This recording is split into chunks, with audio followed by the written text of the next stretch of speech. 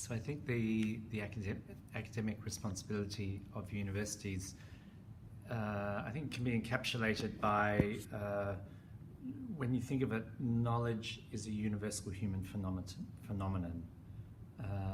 Talent is everywhere, but opportunity is not. And so we've compartmentalized knowledge into rich and poor, into people who grow up in a country and as citizens, and people who, for no fault of their own, have to move across boundaries and frontiers, and therefore they lose their qualifications, they lose their access to work, they lose their access to further study. So I think universities have a huge, in this increasingly globalized world, there are huge opportunities out there, and universities have a real part to start working together. We can't solve these problems by ourselves. So we have to actually, I think the big question in the world today is how we work together to solve intractable human problems.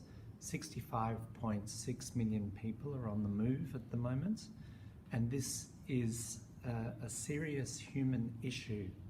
I do not call it a refugee crisis because the refugees did not cause the crisis.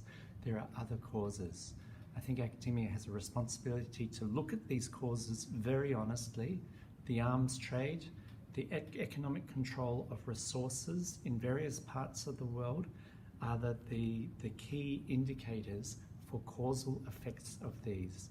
Also, the countries, when they have military interaction, this will cause refugee flows, and we need to look at that question. The outcomes of military conflict, be it justified or not, we have to look at those causes and begin to take responsibility for our actions.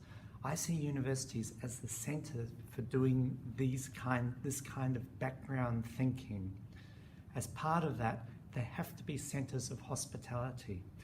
And we heard yesterday that when you give hospitality, when communities give hospitality to refugees, say in Europe here, they actually, it's an expression of their faith.